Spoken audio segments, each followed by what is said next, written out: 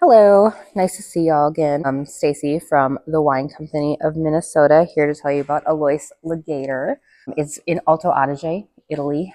So it's basically Austria meets Germany meets Italy, all in like culturally, in what they eat, what they speak, blend of everybody. But it's the most striking place. You're literally standing in like a flatland, kind of in like a valley, and then there's all these like striking, like sun-covered mountains all around you, and you're literally standing next to a palm tree. They have a great restaurant there, and they are one of the leaders in biodynamics in the world. They do a summit every year where they have all the world leaders come, and they do all kinds of farming techniques and seminars and talk about things like that. So obviously they're very focused on biodynamics.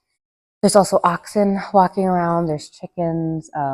They have all kinds of biodiversity going around. They make teas and other things that they use on their vineyards. And yeah, longtime family producer. This wine is in its first vintage, MISTO MARE.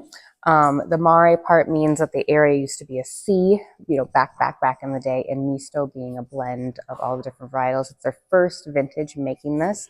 It's a blend of 14 different grapes. They don't tell us what they are, and it is going to change every year. They're from vineyards that are in the middle of going from organic to biodynamic conversion, because they only work with farmers that do organic biodynamic vineyards, and so they want to help people during their conversion and still buy their grapes and still use them in something. So they've made this is one of the most brilliant labels I've seen in a long time. Everybody's taken to the label, which I know doesn't speak to the wine's great, but the label is really killer. Yeah, we have volcanic and calcareous origin soils. This is aged for about a month in bottle. It's on the leaves for 3 months. It is stainless steel. They do partial malolactic fermentation. The grape varieties in it are white and red, and a blend of that. And then we have the classic Pinot Grigio. Pinot Grigio in Alto Adige. Everybody says it's not boring Pinot Grigio. It's not one note Pinot Grigio. It's got a lot more fruit, a lot more vivaciousness, a lot more texture and layers going on. And so if you've ever had a really exciting Pinot Grigio, it's almost always from Alto Adige. All organic grapes here. They've been doing this wine for a long, long time. They do it all in stainless steel, but they do age it on the leaves for 4 months to give it some of that texture as I was talking about.